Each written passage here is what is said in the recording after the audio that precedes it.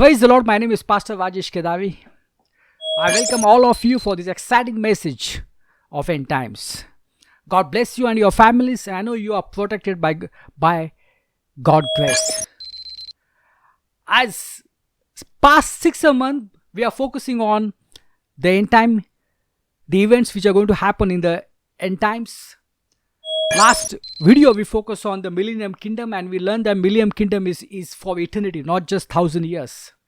And today we are going to focus on the Great White Throne Judgment, which is also called as the Final Judgment. So before we go into the main message, by God's grace, I just want to give the snapshot of the event which are going to happen in the end times. The first event which is going to happen in the end times is the rapture, followed by the tribulation of 7 years. And after tribulation comes the second coming of Jesus Christ.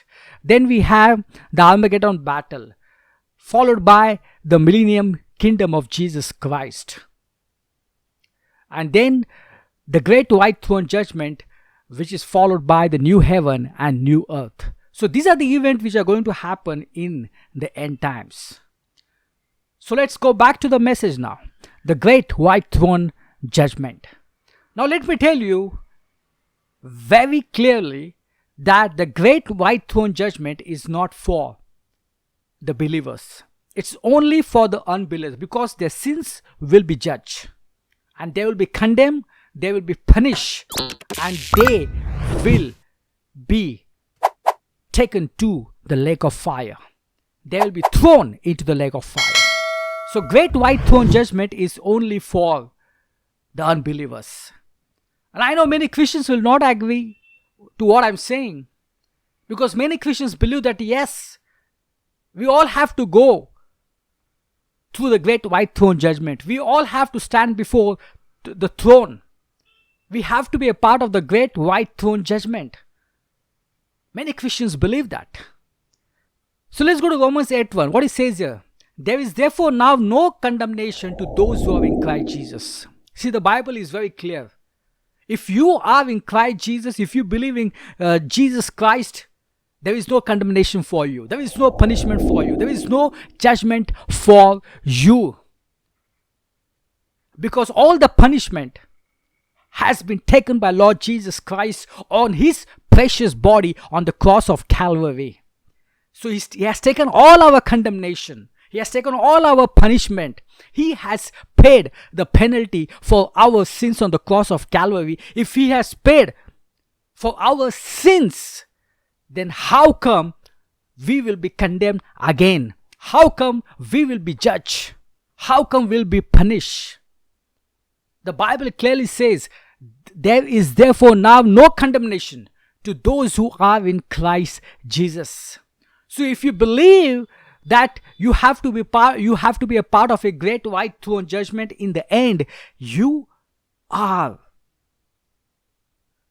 not going according to the Bible. The Bible clearly says, if you believe in Lord Jesus Christ, you won't be condemned. Let's focus on the second verse. John 5:24. Very truly I tell you. See, when Bible says very truly, it means that the Bible is giving you the double affirmation to what the Bible is saying. Very truly I tell you, whoever hears my word and believes him who sent me has eternal life and will not be judged, but has crossed over from death to life. So what Bible says, that if you believe in Jesus Christ, if you believe in his word, you have crossed from death to life. And it has clearly mentioned here, will not be judged. It's crystal clear. The Bible is so clear about this, that you will not be judged. Because you believe in Lord Jesus Christ, and you know what Lord Jesus Christ has done for you on the cross of Calvary. Lord Jesus Christ has shed his precious blood, and because of which all our sins are forgiven, the past, present, and future. The Christ has removed all the curses, the sickness, and he has given us an eternal life. So if you believe what Jesus did for you on the cross of Calvary, you have crossed from death to life. You won't be punished for your sins because the punishment has been borne by Lord Jesus Christ. So these two verses are so clear that you will not be a part of great white throne judgment. Because some Christians believe, yes, in the end, they will be standing before Jesus Christ and their sins will be judged. And depending upon their performance, they will go to heaven or they will go to hell. See, the salvation is by God's grace. It's not upon your performance. When you believe in Lord Jesus Christ, when you believe what Jesus Christ has done for you on the cross of Calvary, you are saved. You have an eternal life. You won't be condemned. But some Christians will say to me, Pastor, but Romans 14:10 says, we shall all stand before the judgment seat of Christ. So here it clearly mentions that we all have to stand before the judgment seat of Christ. What is that? So we'll focus on that scripture. Or I can say, because of the wrong interpretation of these scriptures, many Christians believe that they will be judged in the end times. So we'll focus on that scripture. Very important. What it says here, for we shall all stand before the judgment seat of Christ. Now here Paul is speaking to the believers and he's talking to them that we will all stand before the judgment seat of Christ. And so because of this verse, many Christians believe that they all have to stand before the judgment seat of Christ. I don't blame them. But see, very important to understand. The judgment word which is mentioned here is the translation of the word bema. Now, bema is a Greek word. You know that the English Bible is from the Greek. So, actually, the Greek word here is the bema, not the judgment. So, it says, for we shall all stand before the bema seat of Christ. So, the bema seat of Christ is different from the great white throne judgment. It never says here, it never mentions about the great white throne judgment. It mentions about the bema seat of Christ. So these two things are different things. So a believer, yes, they have to stand before the bema seat of Christ. For what? Not for their sins to be judged, but to receive the rewards from Lord Jesus Christ. So believer will stand before the bema seat of Christ to receive the reward from the Christ, and the non-believer, they will stand before the throne. They will be part of the great white throne judgment, and their sins will be judged. So these two are the different thing. Now when this will happen, when we have to stand before the bema seat of Christ, when we are raptured, 7 years we will be heaven. So in that 7 years we have the marriage supper of Lamb, and also we will be standing before the bema seat of Christ to receive the reward from Christ. So Romans 14:10, it doesn't refer to the great white throne judgment.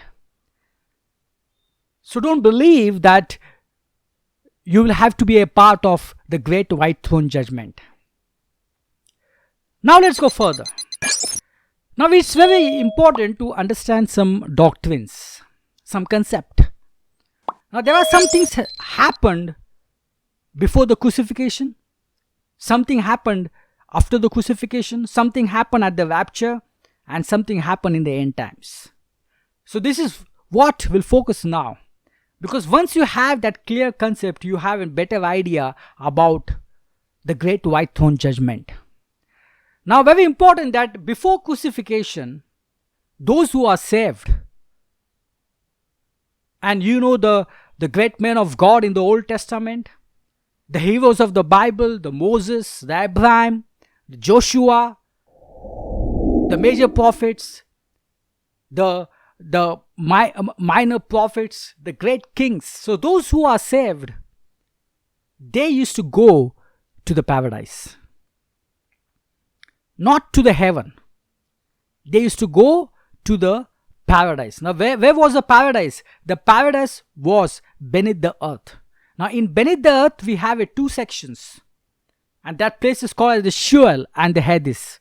So we have two sections. One is the paradise and the other section is hell. So those who are saved, they used to go to the paradise, and those who are not saved, they used to go to the hell. Now hell is also beneath. So these two are located at the same place, and in between them there is a chasm. Now with the help of this chasm, the persons who are in the hell, they cannot go to the paradise. Now when Jesus Christ was talking about the rich man and the Lazarus, as you know that the rich man died and he went to hell, and the beggar Lazarus died and he went to paradise. But the rich man could see what the Lazarus is doing in the paradise. So it means that they were located nearby. So before crucifixion, those who are saved, they used to go to the paradise. Those who are not saved, hell. After crucifixion, something changed. Now those who are saved after crucifixion, they go to heaven directly. And those who are not saved, they go to the hell, the same place beneath the earth. Now, what happened in the rapture? We'll focus on that. Let's read 1 Thessalonians chapter 4. For we believe that Jesus died and rose again. And so we believe that God will bring with Jesus those who have fallen asleep in him. Now very important words. What it says, we believe that God will bring with Jesus those who have fallen asleep in him. Now this is what is going to happen in the rapture. When Lord Jesus Christ will come, he is not going to touch his foot on the planet earth. He is going to come down from heaven. We are going to meet him in clouds. But he is going to bring the saints who are in the heaven. Now when I mean saint, means the souls of the saints who are in the heaven. Now their bodies are on the earth. The souls are in the heaven. So when the rapture happens, Lord Jesus Christ will bring their souls. And what will happen after that is a unification. Their bodies will be resurrected, and the bodies and the soul will meet together. This is what is going to happen in the rapture. Because it's clearly mentioned here that God will bring with Jesus those who have fallen asleep in him. Let's read another verse. For the perishable must clothe itself with the imperishable. So the soul of the saints which are in the heaven, their bodies are on the earth, and the bodies is perished. So they have to clothe itself with the imperishable, and the mortal with immortality. So those who will be alive when the rapture happens, they will be changed to immortality. When the perishable has been clothed with the imperishable and the mortal with immortality, then the saying that is written will come true: death has been swallowed up in victory. So this is what happened during the rapture. Unification happened. The souls of the saint and their bodies, they got united together.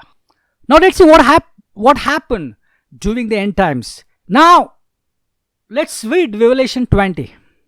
It says here, and the devil who deceived them was thrown into the lake of the burning sulfur, where the beast and the false prophet had been thrown. They will be tormented day and night forever and ever.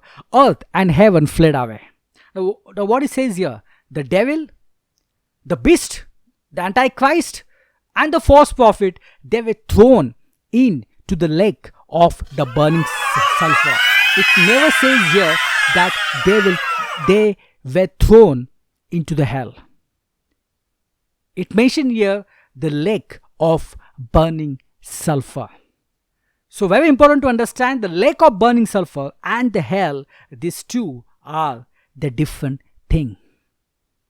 Because it says here they were thrown into the lake of burning sulfur, not hell. So the hell and the lake of burning sulfur, these two are different things. Ahead, they will be tormented day and night forever and ever. It says here, they will be tormented day and night forever and ever. Now we'll read why they were thrown into the lake of burning sulfur, not hell. We'll focus on that. Let's read Revelation 21, which talks about the final judgment, the great white throne judgment. Let's read that. And by God's grace, it will help us to understand why the devil, the beast, they were thrown into the lake of fire. They were not thrown into the hell. Then I saw a great white throne, and him who was seated on it. John saw Jesus Christ on the great white throne, and him who was seated on it. The earth and the heaven fled from his presence. Very important. The earth and the heavens fled from his presence, and there was no place for them. And I saw the dead, great and small, standing before the throne. And books were open. Another book was open, which is the book of life. The dead were judged according to what they have done, as recorded in the book. The sea gave up the dead that were in it, and death and Hades gave up the dead that were in them, and each person was judged according to what they have done. See, very important to understand. When you don't believe in Lord Jesus Christ, you have to pay for your sins. So you'll be judged according to what you have done. So by God's grace, it's very important to understand this. The scripture says here, and I saw the dead, the great and small, standing before the throne, and the books were open. So the dead, the great and small, they all were standing before the throne, and the books were open. Now, as we just focus that the person who is not saved goes to hell. When I say goes to hell, means their soul goes to hell, but their bodies is there on the earth. Now, what happened was that the unification happened. Unification, as we just focused that in the rapture, the unification happened. The souls of the saints and their bodies, they got united. In the similar way, in great white throne judgment, the unification will happen. The souls of the unsaved people and their bodies will be united. Because verse 13 says, the sea gave up the dead that were in it. The sea gave up the dead that were in it. And death and Hades, means the hell, gave up the dead that were in them. So the unification happened. Their bodies and the soul, they were united. And they were standing before the great throne of judgment. Now all these people, all the souls of these people were in the hell for thousands and thousands of years. But just for the judgment, they were out from the hell.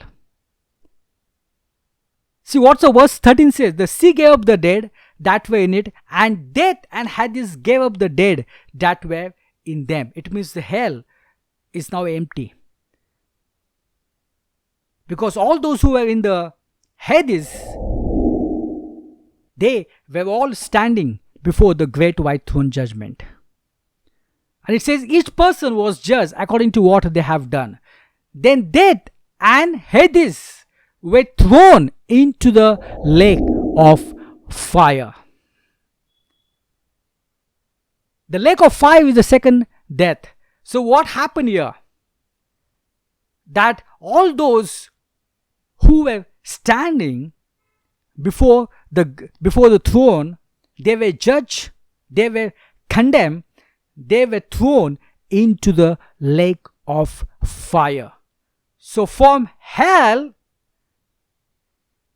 they were out for some time for the judgment. When the judgment happened, they were thrown into the lake of fire. They were not thrown back to the hell. Because the scripture clearly says yes in the beginning, the earth and the heaven fled from his presence. Verse 1, what it says here? Then I saw a great white throne and him who was seated on it. The earth and the heaven fled from his presence, and there was no place for them. So the earth and the heavens, they both were disappeared. And as you know that the hell was beneath the earth. So the hell has to be shifted before the earth and heaven disappear. So what happened? All those who were in the hell, they were out for some time for the judgment, and they were thrown into the lake of fire. So there will be no hell. There will be a lake of fire. So the hell and the lake of fire, these two are the different thing. So what happened during the great white throne judgment was that the souls of all those who are unsaved, the souls who were in the hell, for sometimes they were all out. The unification happened, the bodies and the souls were united.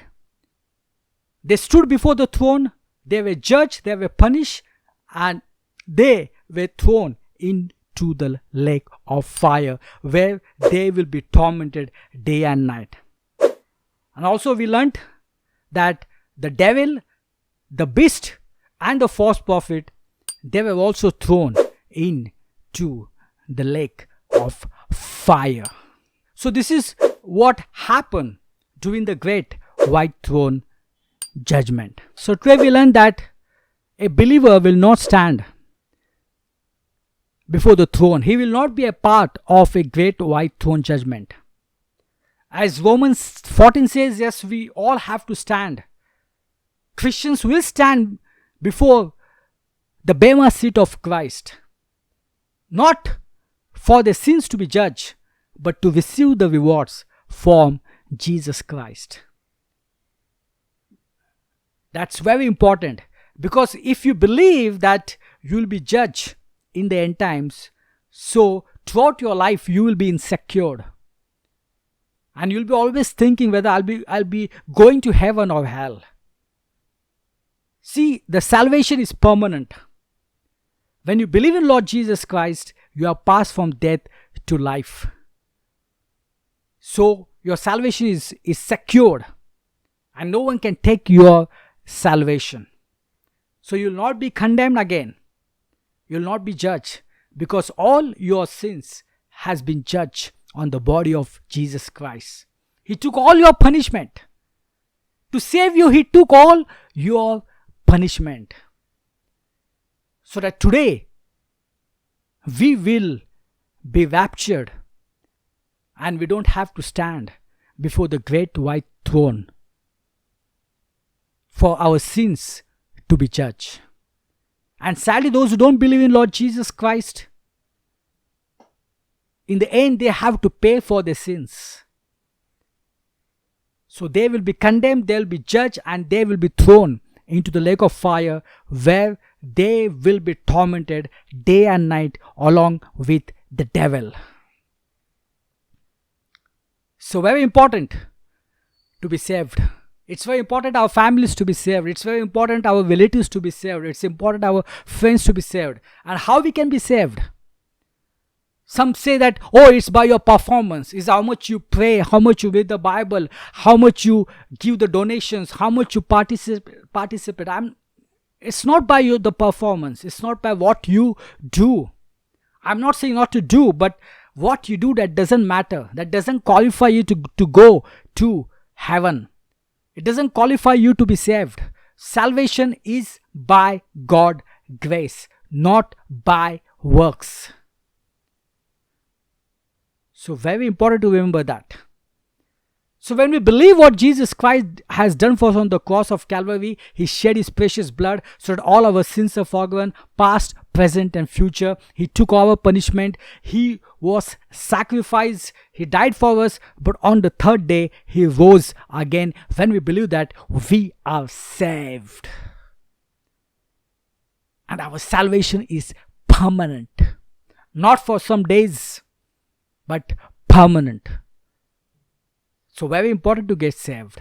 Let's pray. Almighty and awesome Father God, thank you so much, Lord Father, that what you did for us on the cross of Calvary today, our sins will not be judged.